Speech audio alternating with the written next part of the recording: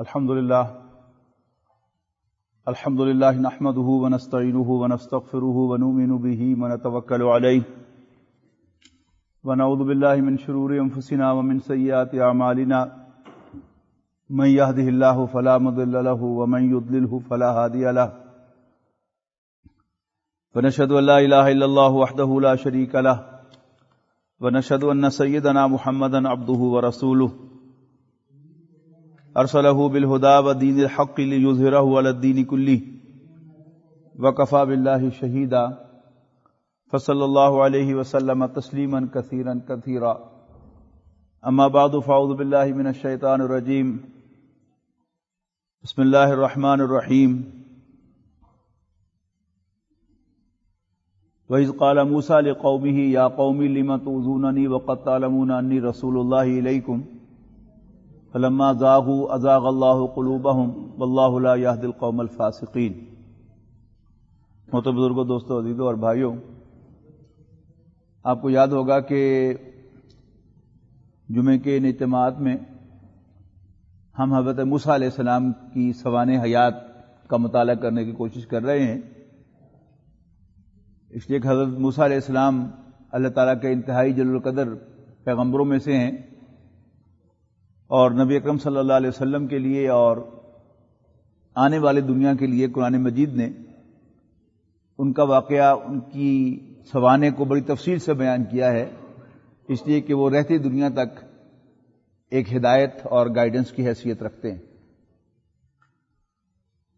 نبی اکرم صلی اللہ علیہ وسلم کو اللہ تعالیٰ نے جو ذمہ داری تفویض فرمائی تھی وہ اللہ کے دین کا غلبہ تھا، جس کے لیے نبی اکرم صلی اللہ علیہ وسلم نے اپنی پوری زندگی میں جد و جہد فرمائی۔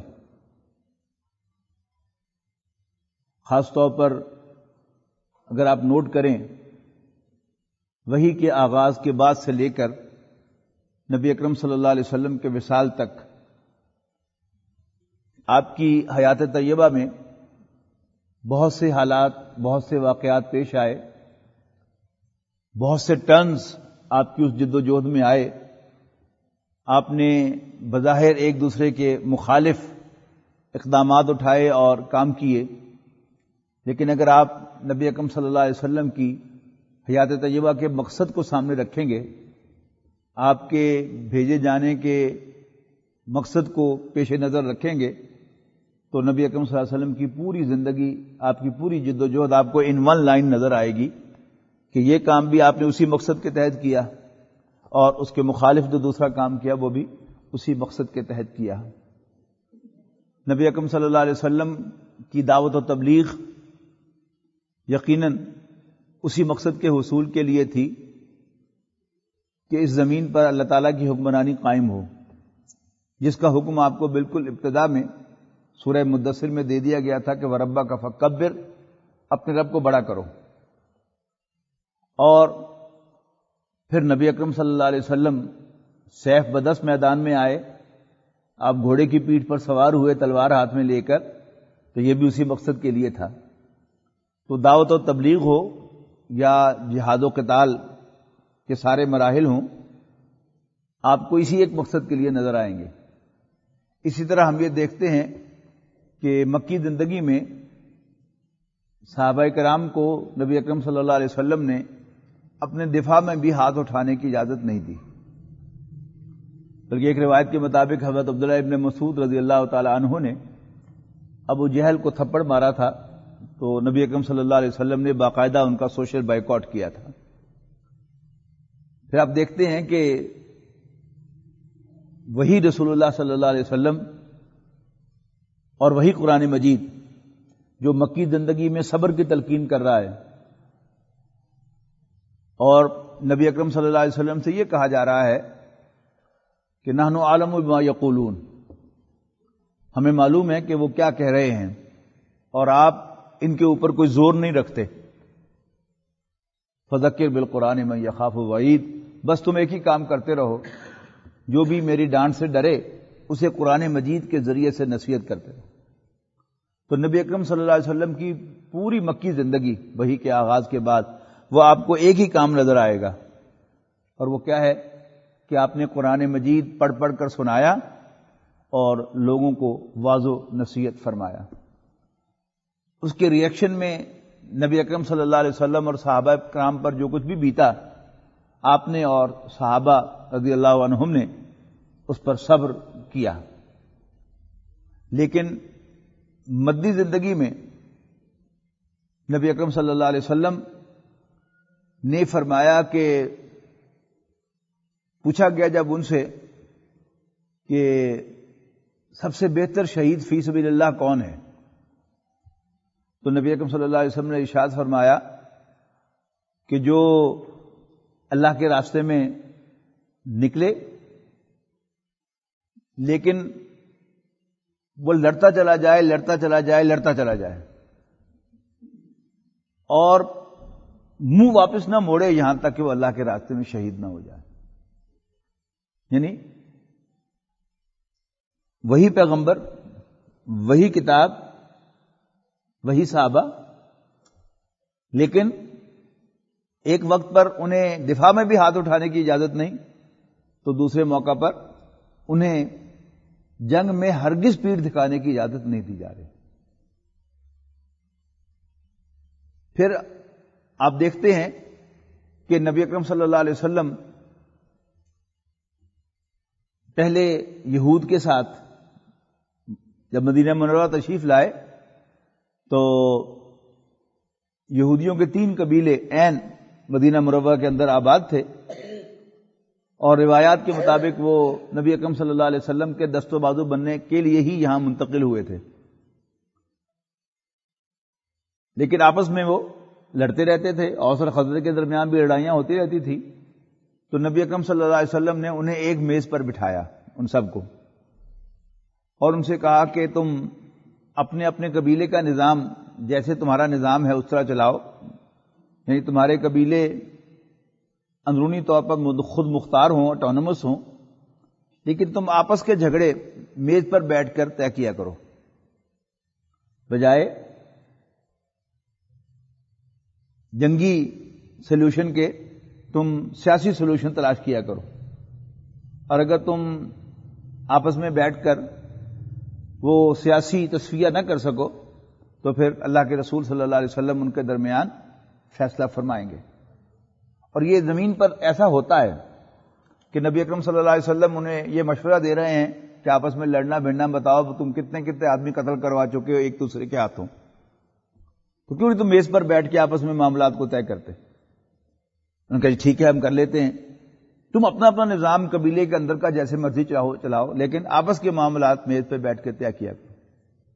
انہوں نے کہا جی پھر اگر میز پہ بیٹھ کر ہم طے نہ کر سکیں تو کوئی آدمی مقرر کر لو کہ پھر اس کی بات مان لو۔ تو ان سب نے کہا ہوگا یقیناً کہ جی پھر آپ ہی وہ شخص ہیں کہ جن پر ہمارا اعتماد ہے کہ آپ طرفداری نہیں کریں گے، کسی پر زیادتی نہیں کریں گے، لہذا آپ ہی کے ہاتھ میں ہم وہ فیصلہ دیتے ہیں۔ تو نبی اکرم صلی اللہ علیہ وسلم نے ان سے معاہدہ کیا، لیکن جب انہوں نے معاہدوں کی خلاف ورزی کی اپنے اس معاہدے کی تو 1 by 1 نبی اکرم صلی اللہ علیہ وسلم نے 2 کو ان میں سے مدینہ بدر کیا، اور ایک کے جنگ کے قابل جتنے بھی مرد تھے ان سب کو قتل کیا۔ یہ بھی نبی اکرم صلی اللہ علیہ وسلم ہی کے ہاتھوں ہوا۔ اب بظاہر کیا ہے، اس میں پھر ایک کنٹراسٹ ہے، لیکن اگر آپ کے پیش نظر وہ مقصد ہو کہ آپ کا مقصد پہلے بھی اللہ کے دین کی سربلندی تھی اور اب بھی اللہ کے دین کی سربلندی تھی، تو پھر یہ دونوں چیزیں آپ کو ان لائن نظر آئیں گی۔ پھر اسی طرح نبی اکرم صلی اللہ علیہ وسلم اور قریش کا معاملہ کہ 13 سال جو آپ نے مکہ مکرمہ میں گزارے تو فزیکلی یعنی الفاظ میں نہیں، نبی اکرم صلی اللہ علیہ وسلم نے الفاظ میں کوئی کمپرومائز اختیار نہیں کیا۔ اللہ تعالیٰ کا جو کلام آپ پر نازل ہوا آپ نے بغیر کسی کمی بیشی کے، کسی کو اچھا لگے یا برا لگے، وہ اپنی زبان مبارک سے اس کو بیان کیا، اس کی تلاوت کی، وہ پڑھ کر سنایا بغیر کسی پریشر کے۔ لیکن فزیکلی اپنے دفاع کے لیے بھی ہاتھ نہیں اٹھایا، جیسے کہ میں نے بھی عرض کیا۔ لیکن جب آپ مدینہ منورہ منتقل ہوئے تو پھر آپ کی زندگی کی جد و جہد کا ایک اور فیز شروع ہوا کہ غالباً دوران سفر ہجرت ہی مسلمانوں کو ہاتھ اٹھانے کی اجازت دے دی گئی. فرمایا گیا کہ اذن للذین یقاتلون بانہم ظلموا، وہ لوگ کہ جن پر زیادتی ہو رہی تھی انہیں بھی اجازت ہے کہ وہ اپنے دفاع میں ہاتھ اٹھا سکتے ہیں، وہ جنگ کر سکتے ہیں. اور پھر اس کے 1.5 سال بعد ہی بالفعل ایک بہت بڑی جنگ غزوہ بدر کی ہوئی کہ جس میں 70 قریش کے بڑے بڑے سردار مارے گئے اور 14 مسلمان بھی شہید ہوئے 13 میدان جنگ میں اور ایک واپسی کے سفر پر، تو کل 14 ہو گئے. یہ بھی ہوا. لیکن سن 2 ہجری میں غزوہ بدر ہوا اور 3 ہجری شوال میں غزوہ احد ہوا، ٹھیک 13 ماہ کے بعد. اور چھوٹے موٹے مارکے تو ہوتے رہے مسلسل، لیکن سن 4 ہجری میں کوئی بڑی جنگ نہیں ہوئی. سن 5 ہجری میں قریش اپنے سارے الائز کو، یعنی پورے عرب کے قبائل کو اکٹھا کر کے لے کے آئے اور ایک چھوٹی سی بستی کا محاصرہ کیا 10,000 کے لشکر نے. لیکن نبی اکرم صلی اللہ علیہ وسلم نے صحابہ کے مشورے سے خندق کھودی، جس کی وجہ سے وہ مدینے میں داخل نہیں ہو سکے، اور وہ خندق اتنی چوڑی اور گہری تھی کہ کوئی گھوڑا بھی پھلانگ کر اسے عبور نہیں کر سکتا تھا. اور اگر وہ پہلے ایک سٹیپ نیچے جائے، وہ گہری بھی اتنی ہے کہ جلدی سے نیچے اتر کر چڑھا نہیں جا سکتا، تو پھر جب نیچے جائیں گے تو سامنے صحابہ کھڑے ہیں تو وہ تیر اندازی کریں گے، تو پھر ان کا خاتمہ وہیں پر ہونے کا پورا بندوبست تھا. 1 ماہ کا طویل محاصرہ ہوا. پھر اللہ تعالیٰ کی خصوصی مدد آئی کہ شدید سردی کی رات اور اس میں شدید آندھی آ گئی. اور ظاہر ہے 10,000 کا لشکر ہے، آپ خود اندازہ لگائیے کہ ہمارے ہاں جو بڑی بڑی ولیمے اور شادی کی پارٹیاں ہوتی ہیں تو وہ تقریباً نارملی 1000 سے زیادہ نہیں ہوتی، لیکن اس پہ کتنا اہتمام ہوتا ہے، کتنی دیگیں چڑھتی ہیں، اس کا آپ ذہن میں رکھیے گا. تو رات کو وہ دیگیں چڑھی ہوئی تھیں، شامیانے لگے ہوئے تھے اور تیز آندھی آئی جس سے وہ دیگیں الٹ گئیں، شامیانوں کو آگ لگ گئی، اور صبح ہوتے تک سارا کا سارا میدان جو ہے وہ صاف تھا اللہ تعالیٰ کی خصوصی نصرت سے. اس کے بعد نبی اکرم صلی اللہ علیہ وسلم کو اللہ تعالیٰ نے ایک خواب دکھایا، اور یہ ذہن میں رہنا چاہیے کہ نبی کا خواب سچا ہوتا ہے. اور اس خواب میں نبی اکرم صلی اللہ علیہ وسلم نے دیکھا کہ آپ اپنے ساتھیوں کے ساتھ، اپنے صحابہ کے ساتھ عمرہ ادا فرما رہے ہیں. اب ذرا اس سچویشن میں جائیے کہ عمرہ وہ عبادت ہے کہ جو صرف خانہ کعبہ اور اس کے ساتھ ملحق جو جگہیں ہیں وہاں ہو سکتی ہے، کہیں اور نہیں ہو سکتی، جیسے حج ہے. اب آپ کو ایسی جگہ جانا ہے جہاں آپ کا دشمن قابض ہے، وہ بیٹھا ہوا ہے. لیکن کیونکہ نبی کا خواب سچا ہوتا ہے، لہذا نبی اکرم صلی اللہ علیہ وسلم نے اعلان فرمایا کہ میں عمرے کے لیے جا رہا ہوں، زیادہ سے زیادہ لوگ میرے ساتھ آئیں. لیکن یہ یاد رکھیے گا کہ خواب کے اندر کیلنڈر نہیں ہوتا. یعنی آپ ایک ایونٹ دیکھتے ہیں اور کبھی 10 سال کے بعد، کبھی 2 ماہ کے بعد، کبھی 4 دن کے بعد وہ خواب سچا ثابت ہوتا ہے. اسے کہتے ہیں سچا خواب. لیکن خواب کے اندر آپ کو نہیں دکھایا جاتا کبھی بھی کہ یہ واقعہ کب پیش آئے گا. پہلے تو یہ امکان ہوتا ہے کہ خواب سچا ہے کہ جھوٹا ہے. یعنی ہر شخص کا خواب تو سچا نہیں ہوتا. نبی کا خواب سچا ہوتا ہے، لیکن جیسے ہمارے خواب میں کوئی کیلنڈر نہیں ہوتا، معلوم ہوتا ہے کہ انبیاء کرام کے خواب کے بھی پیچھے کوئی کیلنڈر نہیں ہوتا. لہذا نبی اکرم صلی اللہ علیہ وسلم نے فیصلہ فرمایا سفر کا، اور آپ 1400 صحابہ کے ساتھ مکہ مکرمہ سے کچھ فاصلے پر حدیبیہ کے مقام پر جا کر آپ نے پڑاؤ ڈالا، اور مکے والوں سے آپ نے اجازت چاہی کہ ہم صرف عمرہ کرنے کے لیے آئے ہیں، لڑنے کا کوئی ارادہ نہیں ہے. لیکن قریش نے ذرا استادی دکھائی. حضرت عثمان رضی اللہ تعالیٰ عنہ مشاورت کے لیے گئے تھے، سفارتکاری کے لیے گئے تھے. انہیں غیر معمولی ڈیٹین کیا قریش نے، اور پھر خبر اڑائی کہ اس حضرت عثمان شہید کر دیے گئے. نبی اکرم صلی اللہ علیہ وسلم نے پھر اس کا سیریس ایکشن لیا اور آپ نے صحابہ کرام سے موت کی بیعت لے لی. یعنی قریش نے اپنی طرف سے استادی یہ کی تھی کہ ہم ذرا مسلمانوں کو ڈی مورلائز کریں گے اور کوئی فائدہ اس سے اٹھائیں گے. لیکن وہ الٹا پڑ گیا کہ نبی اکرم صلی اللہ علیہ وسلم نے صحابہ سے موت کی بیعت لی کہ آؤ میرے ہاتھ پر بیعت کرو، مجھ سے وعدہ کرو کہ مر جاؤ گے لیکن عثمان کے خون کا بدلہ لیے بغیر نہیں جاؤ گے. اب قریش اچانک اس نئی سچویشن میں آ گئے تو انہوں نے حضور صلی اللہ علیہ وسلم سے نو وار کا معاہدہ کرنے کا فیصلہ کیا اور اپنا ایک نمائندہ بھیجا حضور صلی اللہ علیہ وسلم سے نیگوشیٹ کرنے کے لیے. پہلے حضور صلی اللہ علیہ وسلم نے حضرت عثمان کو بھیجا تھا نیگوشیٹ کرنے کے لیے. اب ان کی طرف سے سہیل بن عمرو آئے نیگوشیٹ کرنے کے لیے اور کہا کہ جی بہت خون خرابہ ہو گیا تو آئیے ہم 10 سال کے لیے صلح کا معاہدہ کر لیں کہ 10 سال تک ہم جنگ نہیں کریں گے. ظاہر ہے جب بھی کوئی معاہدہ کیا جاتا ہے اس میں کچھ قواعد و ضوابط بھی طے پاتے ہیں اور کچھ گیو اینڈ ٹیک بھی ضرور ہوتا ہے. یعنی آپ اگر 8 چیزیں لے رہے ہیں تو 2 دینی بھی پڑیں گی، 6 لے رہے ہیں تو 4 دینی بھی پڑیں گی. اب انہوں نے کچھ نہ کچھ 12 مسلمانوں کو دینا تھا. باقی ساری شکوں میں انہوں نے رسول اللہ صلی اللہ علیہ وسلم کو دبایا، ہر الٹی بات کہ اس سال آپ عمرہ نہیں کریں گے. اب یہ آپ اپنے اوپر قیاس کریں کہ آپ یہاں سے مکہ مکرمہ جائیں اور کسی وجہ سے آپ عمرہ نہ کر سکیں. بعض لوگ کوئی ایسی ایمرجنسی آ جاتی ہے کہ حج نہیں کر پاتے یہاں سے جا کر، کیا بیتتی ہے ان پر. تو سب سے پہلا پریشر تو انہوں نے یہ ڈالا کہ اس سال آپ عمرہ نہیں کریں گے، اگلے سال کریں گے. نبی اکرم صلی اللہ علیہ وسلم نے اسے بھی قبول کر لیا.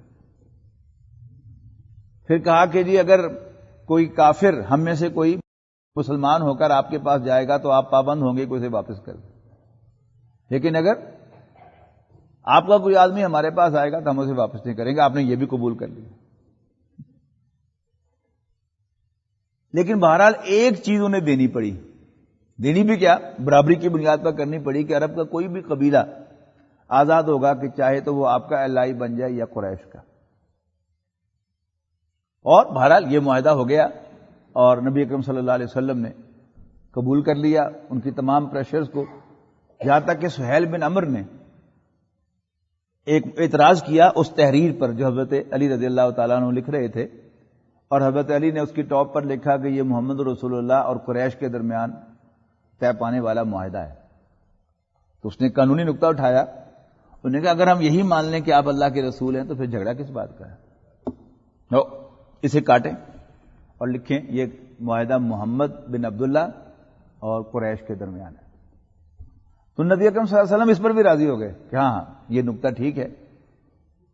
لیکن بہرحال وہ ایک چیز جو انہیں دینی پڑی وہی پھر اگلے سٹیپ کا پیش خامہ بنی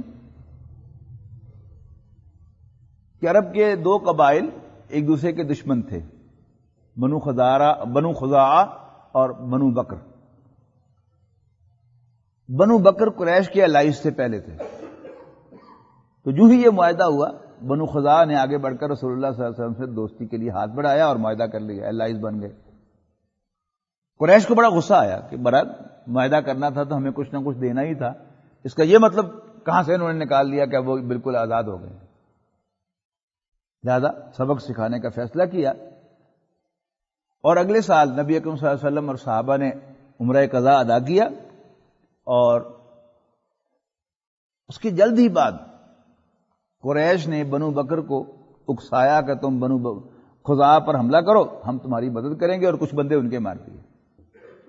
اب وہ آئے پوچھنے کے لیے حضور صلی اللہ علیہ وسلم سے کہ جی آپ ہماری کیا مدد کریں گے، آپ کے ساتھ دوستی ہمیں اتنی مہنگی پڑی ہے، آپ ہماری کچھ مدد کریں گے، خون بہا دلائیں گے؟ تو آپ نے قریش کی طرف پیغام بھیجا کہ تم خون بہا دو گے یا تم نے معاہدہ توڑ دیا ہے. تو اس وقت حضرت ابو سفیان بعد میں ایمان لائے، اس لیے ہم انہیں عزت سے ان کا نام لیتے ہیں.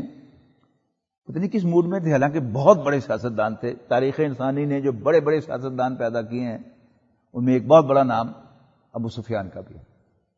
بہت سیانے آدمی، لیکن مت ماری گئی. انہوں نے کہا جاؤ کہہ دو محمد سے صلی اللہ علیہ وسلم کہ ہم نے معاہدہ توڑ دیا.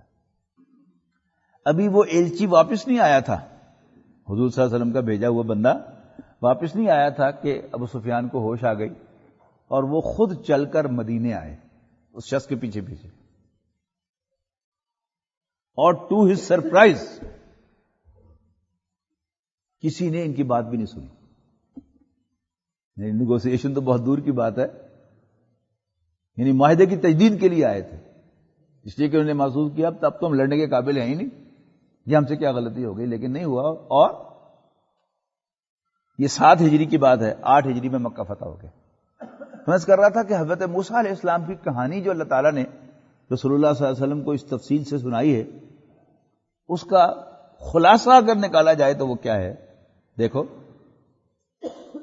ہمارے بندے اور ہمارے رسول موسیٰ کو قتل کرنے کا منصوبہ فرعون نے ان کی پیدائش سے پہلے بنایا، لیکن ہمارا بھی کمال دیکھو کہ ہم نے اسی کے محل میں موسیٰ علیہ السلام کی پرورش کرائی، اور پھر موسیٰ علیہ السلام اور بنی اسرائیل کے سامنے فرعون اور آل فرعون کو غرق کیا. تو حضرت موسیٰ علیہ السلام قوم کو لے کر نکل گئے اور فرعون پیچھے پیچھے آ گیا. جب بنی اسرائیل پار کر گئے تو آل فرعون سب کے سب جو ہے وہ عین بیچ سمندر کے آ گئے. تو اللہ تعالیٰ نے سمندر کو حکم دیا کہ بس چل پڑو. تو جو ہی سمندر چلا تو لاؤ لشکر سمیت پوری کی پوری فوج وہ اس پانی میں غرق ہو گئی، اور فرعون کو ایک ہی غوطہ آیا تو کہنے لگا کہ میں موسیٰ اور ہارون کے رب پر ایمان لاتا ہوں. کہا گیا کہ نہیں، اب نہیں، ٹو لیٹ. ہم تیرے جسم کو بچا لیں گے تاکہ ہم اسے عبرت بنائیں آنے والے انسانوں کے لیے. اور آج بھی مصر کے عجائب گھر میں فرعون کی لاش موجود ہے. جب بنی اسرائیل کو پار لے کر نکلے موسیٰ علیہ السلام اور آگے چل پڑے تو انہوں نے ایک قوم کو دیکھا کہ جنہوں نے اپنا ایک بت بنایا ہوا تھا اور اس کے سامنے باقاعدہ وہ عبادت کر رہے تھے. تو بنی اسرائیل نے موسیٰ علیہ السلام سے کہا کہ موسیٰ اجعل لنا الہا کما لہم آلہہ، یعنی بت بنائے ہوئے تھے، ایک نہیں کئی بت تھے ان کے، غلطی سے میں نے ایک بت کہا ہے. تو موسیٰ جیسے ان کے بت ہیں اب ہمارے لیے بھی کوئی خدا بنائے. حضرت موسیٰ علیہ السلام کو بہت مایوسی ہوئی، غصہ آیا. کہ کیا کہہ رہے ہو تم؟ بہرحال اس قوم نے وہ صحرا کے اندر اس نے لینڈ کیا اور وہیں انہوں نے زندگی گزارنی شروع کر دی. اب ظاہر بات ہے کہ ایسی چلچلاتی ہوئی دھوپ ہو گرمیوں کے دنوں میں اور ریت کے اوپر صحرا میں، تو وہاں پر شدت جو ہوتی ہے گرمی کو، اس کا آپ تصور کیجئے. انہیں گرمی لگی تو انہیں موسیٰ علیہ السلام سے شکایت کی. تو حضرت موسیٰ علیہ السلام نے اللہ تعالیٰ سے دعا کی تو اللہ تعالیٰ نے ان پر ایک بادل جو ہے وہ بھیج دیا جو مستقل ان کے اوپر رہتا تھا، سورج اور ان کے درمیان. یعنی اگر ادھر سے سورج نکلا ہے تو وہ بادل اس طرف ہوتا تھا کہ ان پر سایہ رہے. جب وہ سورج اوپر آ جاتا تھا تو بادل بھی ان کے اوپر آ جاتا تھا کہ ان پر سایہ رہے. اور پھر جب سورج ڈھل کر مغرب کی طرف جاتا تھا تو سورج کے ساتھ ساتھ وہ بادل بھی موو کرتا رہتا تھا تاکہ ان کے لیے کمفرٹیبل ماحول جو ہے وہ برقرار رہے. پھر انہیں پیاس لگی، انہوں نے موسیٰ علیہ السلام سے پانی مانگا. تو قرآن مجید میں کہا گیا وَإِذِ اسْتَسْقَىٰ مُوسَىٰ لِقَوْمِهِ، موسیٰ علیہ السلام نے اللہ تعالیٰ سے پانی مانگا اپنی قوم کے لیے. تو اللہ تعالیٰ نے حضرت موسیٰ علیہ السلام کو حکم دیا کہ اپنا عصا اس چٹان پتھر کے اوپر مارو، یعنی پہاڑ کے اوپر مارو.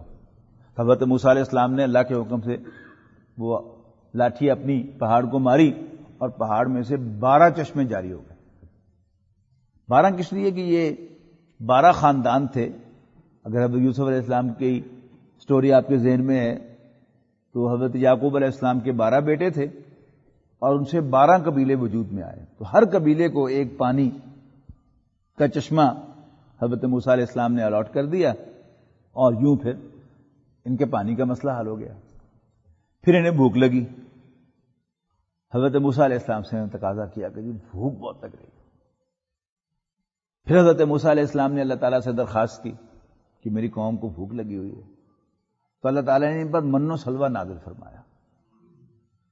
یہ من و سلوہ کیا تھا کہ اڑتے ہوئے بٹیر کی طرح کے چھوٹے چھوٹے پرندے اڑتے ہوئے ایک دم وہ گرتے تھے اور بھون کر ان کے سامنے آ جاتے تھے.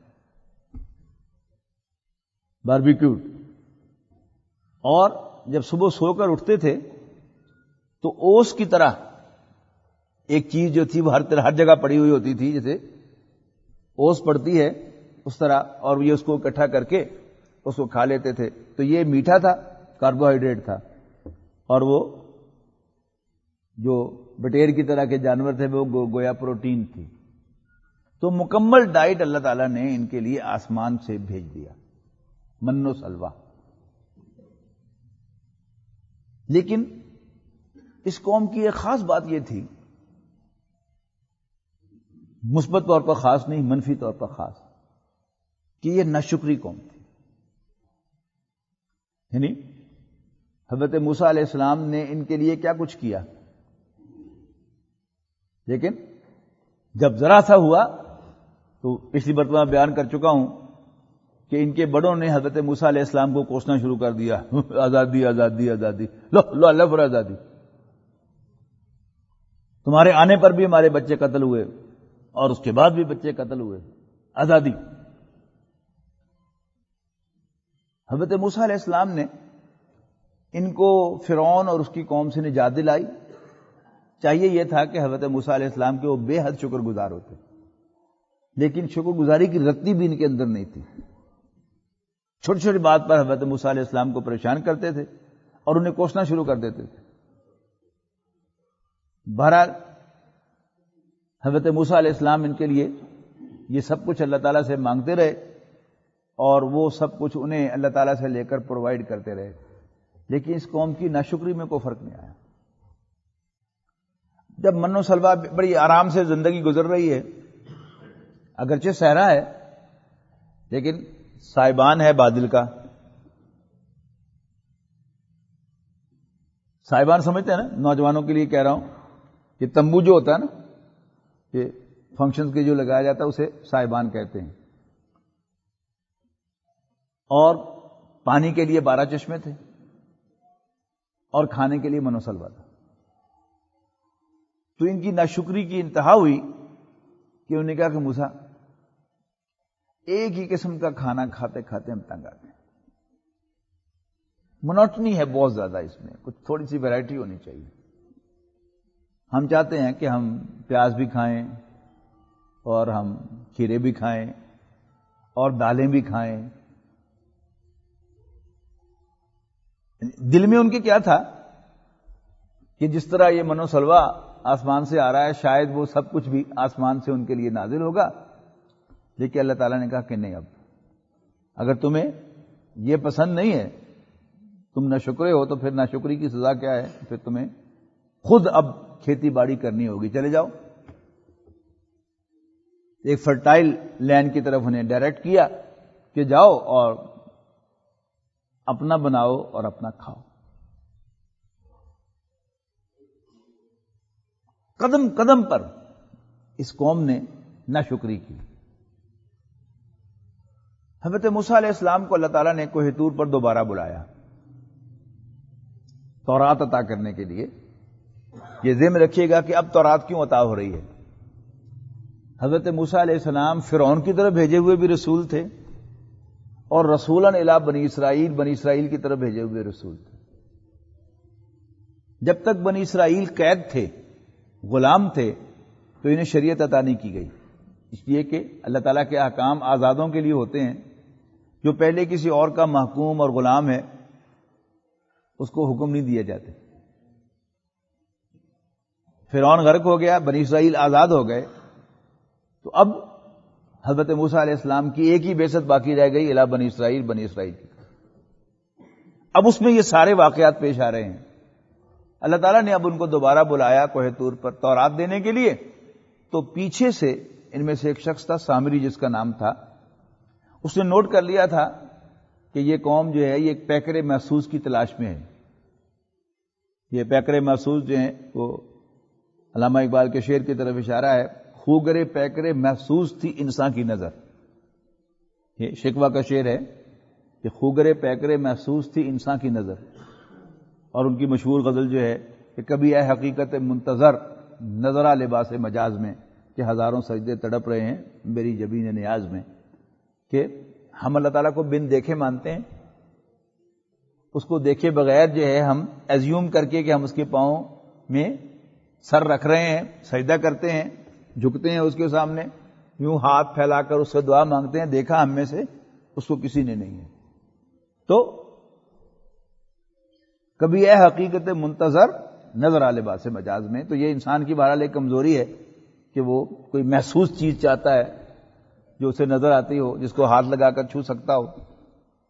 تو سامری نے یہ محسوس کیا کہ یہ قوم جو حضرت موسیٰ علیہ السلام کے تمام احسانات کے باوجود ان سے کہتی ہے کہ میرے لیے بھی، ہمارے لیے بھی ایک خدا بناؤ جیسے ان کے خدا ہیں، اس کا مطلب ہے انہیں خدا کی ضرورت ہے. تو پیچھے اس نے کہا کہ موسیٰ ایسے ہی بھول کر اوپر چلا گیا، تم مجھے اپنے زیورات دو، میں تمہیں خدا بنا کے دیتا ہوں. تم سب نے اپنے زیورات جو ہے وہ اس کے سامنے لا کے ڈھیر کر دیے. وہ اس فن کا ماہر تھا تو اس نے اس ساری میٹلز کو جلایا اور ان کو سافٹ کر کے ان کو ایک بچڑے کی شیپ دے دی.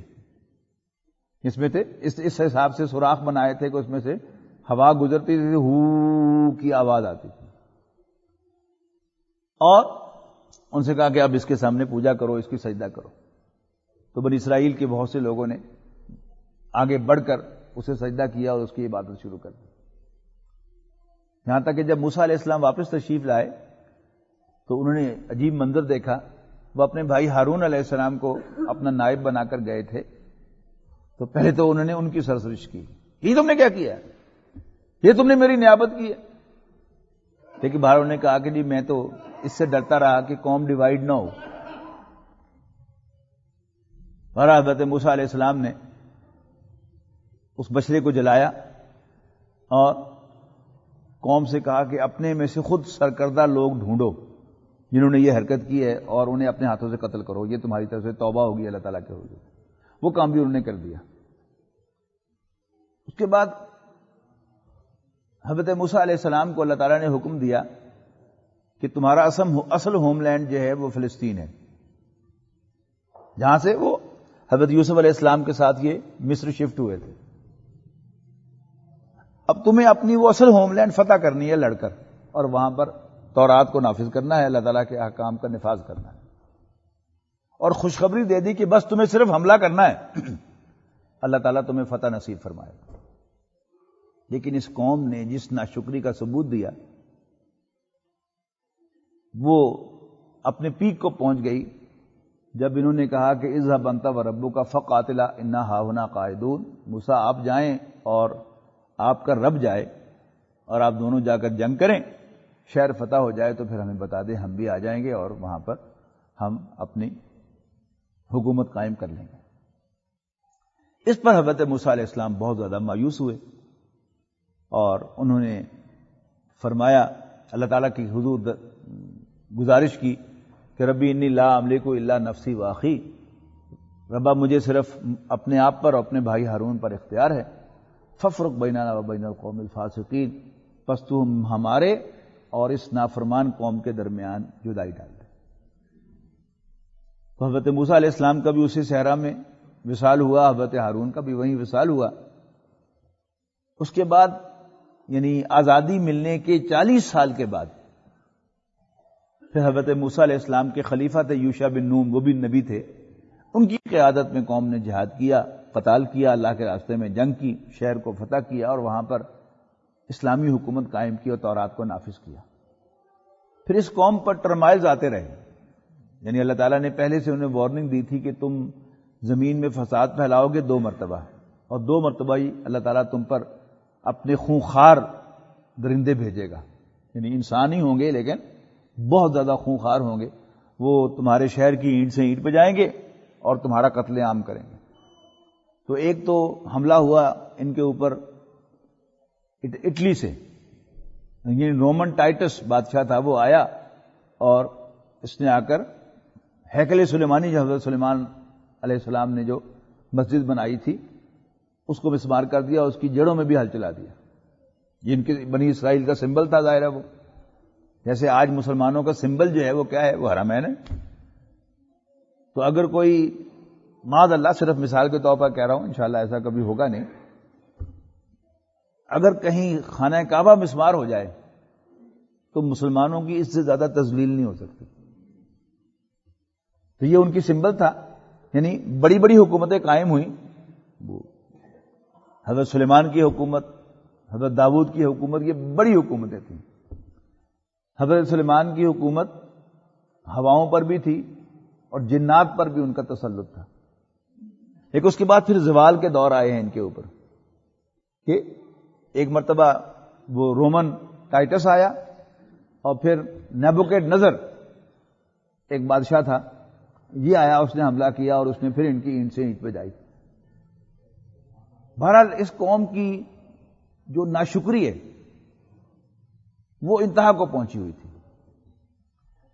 تاریخ میں قرآن مجید میں ایک سے زائد مرتبہ تذکرہ ہے ان کے جرائم کا، اور ان جرائم میں ایک اہم جرم کیا تھا کہ انہوں نے نبیوں کو قتل کیا. بہرحال حضرت موسیٰ علیہ السلام کی جو قیادت تھی وہ تو ان کے وصال پر ختم ہو گئی، لیکن یہ قوم اپنی جگہ پر موجود رہی.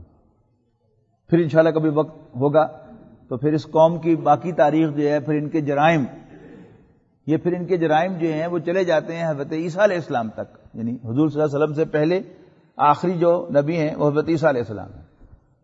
ان کو بھی انہوں نے ماننے سے انکار کیا.